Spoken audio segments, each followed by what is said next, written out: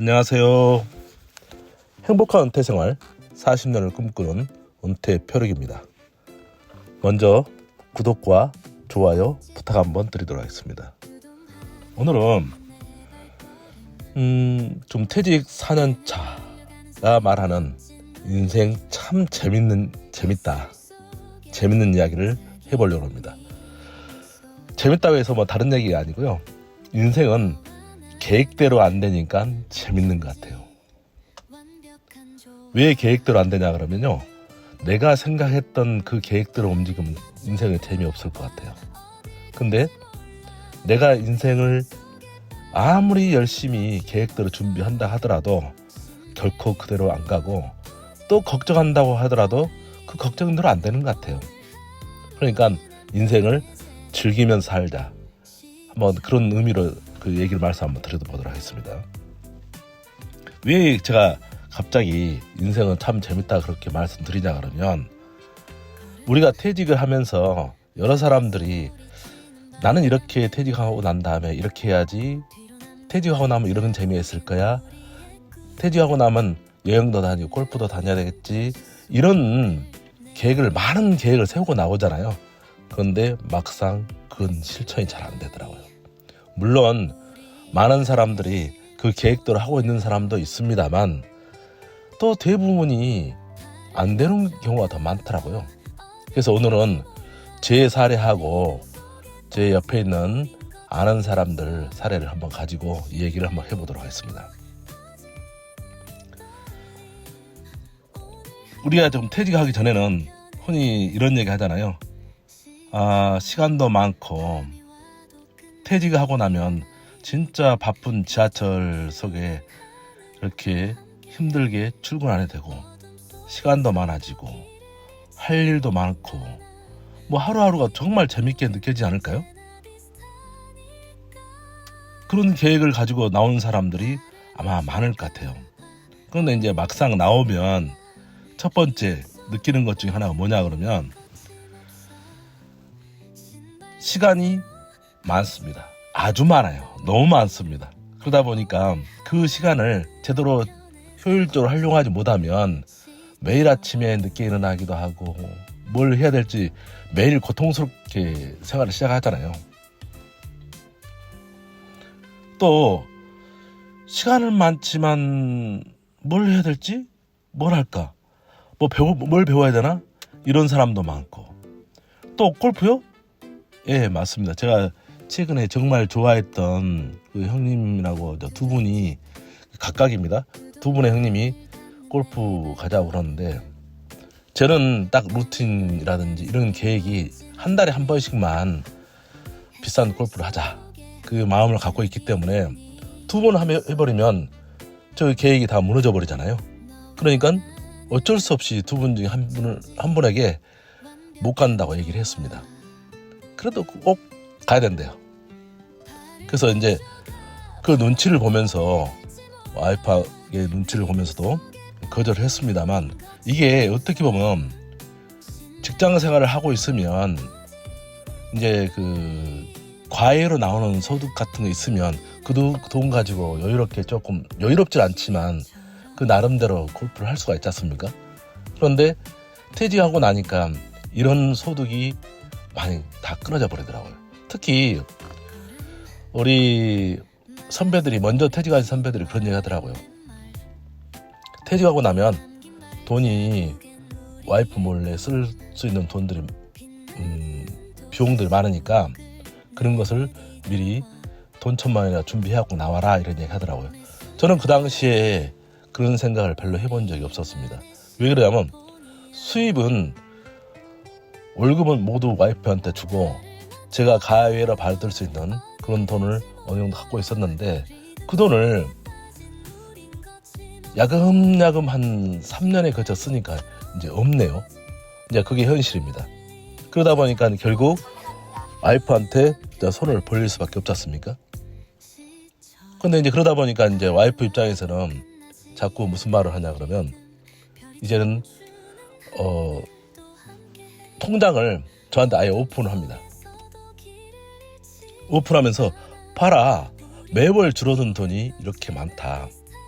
이런 돈이 있으니까 알아서 쓰란 얘기입니다. 그러니까 그걸 보고 막상 통장에 잔고가 줄어든 걸 보니까 쓰지를 못하는 거예요. 회사 직장생활 할 때는 아시겠지만 매월 정해진 날짜에 정해진 금액이 들어오기 때문에 어느 정도 다음을 또 기약할 수 있지 않습니까? 근데 퇴직한 사람들의 특징은 뭐냐면 다음에 들어올 돈이 없다 보니까 당장 통장에서 줄어드는 이 스트레스가 좀 있습니다. 그러니까 이런 것을 감안을 해야 된다는 얘기예요. 그래서 우리가 흔히 말해서 퇴직 전에는 골프도 치고 여유롭게 살고 여행도 다닐 줄 알았더니 막상 그러지 않더라고요. 그래서 제가 한번 제 나름대로 한번 적어봤습니다. 그 뭐냐 그러면 퇴직 전에 내가 이런 계획들 있지 않습니까? 그래서 이제 그것을 한 5가지 분류로 한번 나눠봤는데 첫 번째 시간적인 자유가 많을 거라는 그런 기대를 가지고 나오잖아요. 네, 맞습니다. 퇴직 전에는 진짜 내 마음대로 쓸 수도 있고 막 하니까 이것도 하고 저것도 하고 다 할 것 같았는데 막상 나와보니까 할 게 그렇게 많지 않습니다. 오히려 무료하고 오히려 공허해지더라고요. 이게 이제 퇴직 전과 후죠. 두 번째, 취미생활. 아까 제가 말씀드렸듯이 골프, 여행도 마음대로 할 것이다. 아니요, 착각입니다. 물론 퇴직 후 이벤트로 한두 번 정도는 여행도 다니고 골프도 좀 여유롭게 좀 할 수도 있고 그렇죠. 근데 그것도 한계가 오기 시작합니다. 아까 제가 말씀드렸듯이 와이프, 배우자의 눈치를 보기 시작하더라고요. 저도 모르게 그렇게 되더라고요. 그게 현실입니다. 저는 직장생활 하면서 그렇게까지 눈치 안 보고 했는데 막상 퇴직하고 나니까 그게 현실이 돼버립니다. 세 번째, 경제적인 여유요? 준비되어 있을까요 과연? 우리 퇴직한 사람들이 준비되어 있는 사람들은 제가 보니까 제 주위에는 준비되어 있는 사람들은 이런 부르더라고요.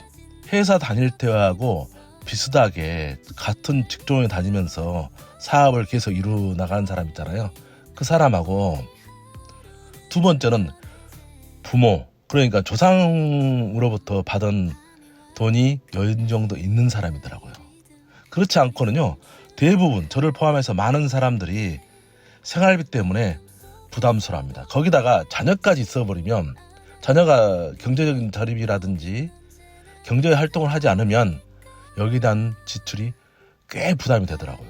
저는 다행히 생활비는 지금 현재까지는 그렇게 쓰고 있고 자녀, 그러니까 얘들이 직장 생활하고 경제 활동을 하니까 그나마 저는 괜찮더라고요.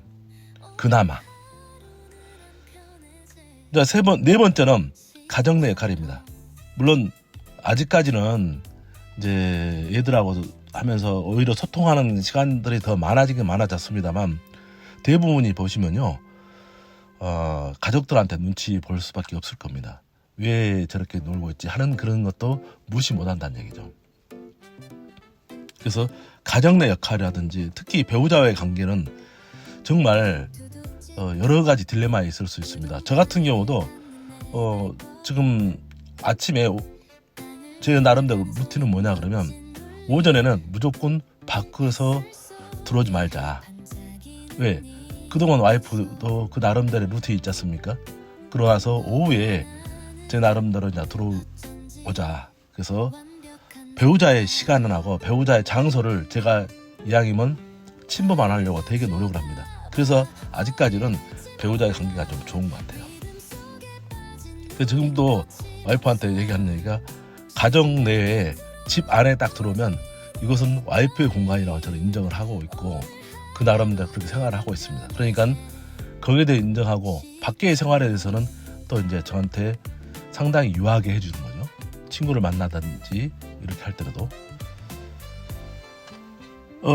마지막 제가 방금 전에 말씀드렸듯이 인간관계 친구들 만남이거든요. 그런데 친구들 만남도 아시겠지만 나만 여유가 있는 것 같아. 시간이 친구들하고 자주 만나려고 하더라도 친구들은 왜 이렇게 바쁜지 친구들은 다 이유가 있습니다. 그러다 보니까 같은 회사에 퇴직했던 분명히 저분도 퇴직해서 다른 일이 없는데도 불구하고 무슨 이유, 경제적 이유가 됐든지 또 이제 일상생활 문제 때문에라든지 간에 만남이 자연스럽게 안 이루어지더라고요. 그게 어떻게 보면 퇴직한 사람들의 가장 큰 고민이지 않나 그런 생각이 봅니다. 저 사람도 퇴직하고 나도 퇴직했으니까 둘 다 시간이 있다고요? 아니요, 못 만납니다. 오히려 더 어렵더라고요. 그래서 이런 시간을 헛되지 않게 좀 보내는 것도 중요한데, 이렇게 시간적 여유가 있다 보니까 제 나름대로 또 이제 자격증도 좀 따기도 했는데 이게 취업이 만만치 않네요. 취업이 만만치 않습니다. 왜 제가 취업이 만만치 않다고 말씀드리냐 그러면, 우리나라는 희한하게 연공서열이 강하잖아요. 그러다 보니까 저도 그 중에 하나 혜택 본 사람 중에 한 사람인데, 연공서열 때문에 60세 근처에 있는 사람들은 거의 취업하기 어렵다고 생각하시면 돼요. 뽑는데도 없습니다. 첫 번째 물어보는 게 나이 물어보며 그때부터는 아예 이력서도 안 받아요. 그게 현실입니다. 내가 능력 있으니까요? 아니요, 능력 안 봅니다. 나이 봅니다. 그런데 그 중에서도 우리 주위에 있는 사람들이 취직한 사람들의 특징을 보니까, 첫 번째, 한 사람은 퇴직 전에 회사에서 3개월 동안 리프레시 기간을 주니까 이 친구는 바로 직업훈련원 있지 않습니까? 내일 배움 카드를 이용해 가지고 직업훈련원에 입소를 했습니다. 그러다 보니까 내 돈이 안 들어가지 않습니까? 내 돈이 안 들어가니까 그걸 가지고 퇴직 전 3개월 동안에 교육받고, 퇴직 후 한 2, 3개월 정도 교육받아가지고 결국 우리 요즘 가장 인기 있다는 전기 기능사 있지 않습니까? 전기 기능사를 취득하더라고요. 그러고 난 다음에 그러니까 공식적으로 퇴직한 지 3개월 만에 전기 기능사에 도전해서 합격을 하고 바로 그 다음에 취직하더라고요. 그게 우리의 퇴직한 사람들의 특징이라고 보시면 돼요. 그래서 저는 혹시 퇴직한 사람들한테 권유해드리고 싶은 경우는, 제가 보니까 요 전기 기능사 자격증 괜찮은 것 같아요. 취업이 외상외로 잘 됩니다. 근데 그 친구 같은 경우도 그 회사를 들어가 보니까 조그만 건물 관리인데 대부분이 60대 중반에서 후반이라고 봅니다. 그러니까 이분은 아마 앞으로 70세 넘어서까지도 일을 할 수 있을 것 같아요. 그래서 나는 전기에 대해서 자신 없다 하더라도 이 친구도 정말 전구도 못 갈던 친구거든요. 그런데 한 6개월 정도 하다 보니까 자격증을 취득하더라고요. 물론 젊은 사람들이 딸 것 같지만, 또 그 친구 하는 말이 그 얘기 하더라고요. 젊은 사람이 딸 것 같지만 오히려 나이 든 사람들이 더 잘 딴답니다. 젊은 사람들은 별로 거기에 관심이 없고 부모에 의해서 왔는지 어쨌는지 모르지만 합격률이 절반이 안 된대요. 그런데 60 근처에 있는 사람들은 오히려 합격률이 거의 90% 이상 된다고 합니다. 그게 무슨 말이냐면, 내가 꼭 따야겠다는 그런 일념하에 밤 늦게까지 공부를 한다는 얘기예요. 그러니까 혹시 한다고 하면 이런 데 도전을 해보시고, 저는 제 사례를 말씀드리면, 제가 건축 기능사 자격증 땄는데 자신 없어요. 어디 받아주지도 않지만 자신이 없습니다. 두 번째, 지금 현재 따고 있는 것 땅 3가지 종목이 뭐냐면, 요즘 학원에서 운전하고 있지 않습니까? 운전학원에서 가르치는 강사, 기능사, 학과 강사 3가지가 있는데 3가지를 제가 이번에 땄거든요. 근데 이것도 보니까 우리 선배가 작년 11월 달에 취직을 했다고 그 말 듣고 어떻게 합격했냐고 물어보니까, 이 학원의 이 자격적인 특징은 학원이 없습니다. 혼자 해야 돼. 그래서 비용도 얼마 들지도 않고, 만약에 첫 번에 모든 시험을 합격을 하면 한 30만에서 50만 원? 이 정도 들어가는 것 같더라고요. 그런데 한번 떨어져 버리면 이게 이제 배가 돼버리죠. 그런데 문제는 뭐냐 그러면 1년에 3번밖에 시험을 보질 않습니다.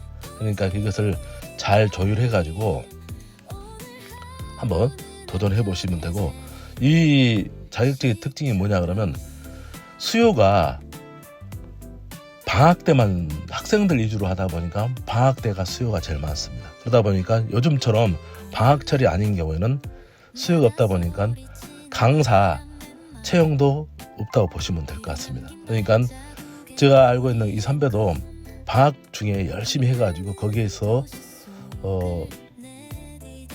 인정을 받다 보니까 방학이 끝나고 난 이후에도 지금 현재 다니고 있는데, 문제는 일주일에 2번, 3번밖에 못 다닌다고 합니다. 그러다 보니까 소득이 많이 줄어들었대요. 그래서 여기 또 나이 든 사람들 어느 정도 연금 있고 나이 든 사람 위주로만 많이 다닌다고 그러네요. 그러니까 이런 것도 감안하시고 도전해 보셔도 될 것 같아요. 그래서 제가 오늘 우리가 흔히 알고 있는 여러 가지 중에서 인생 마음대로 되지 않는 것 같아요. 인생 즐거운 것 같아요. 그냥 저는 즐겁다고 생각을 합니다. 그러니까 자격증 계획대로 한번 이렇게 도전도 해보시고, 내가 회사 다닐 때는 집에서 쉬는 거지 않습니까? 퇴직하고 막상 나오면 쉬고 싶은 게 어디 있습니까? 출근하고 싶은 마음뿐입니다. 저도 오직했으면 그런 마음 갖고 나왔다가 지금 요즘 도전하고 있는 것 중에 하나가 아까 제가 말씀드렸듯이 운전 기능사, 이 자격증은 좀 3가지 취득해서 혹시 압니까? 이번 방학 때부터 저도 거기에 도전을 해가지고 한번 취직을 한번 해볼까 하는 그런 마음을 갖고 있습니다. 그리고 또 하나, 정말 취직을 할 목적이라고 그러면 내일 배운 카드 바로 만드셔가지고 직업훈련원에 한번 도전해 보시기 바랍니다. 제가 일부러 노량진 학원이라는 이런 다닐 필요 없이 국가에 주는 것을 활용을 하는 것이 더 좋지 않나, 그런 생각을 갖게 됐습니다. 혹시 이런 걸 보시고 나는 이런 자격증 괜찮아 하신 분들은요, 답글을 남겨주시면 저도 제 주위에 있는 그런 사례가 있으면 한번 공유하도록 그렇게 하겠습니다. 혹시 오늘도 내용이 좋으셨다면 구독과 좋아요 부탁 한번 드리도록 하겠습니다. 감사합니다.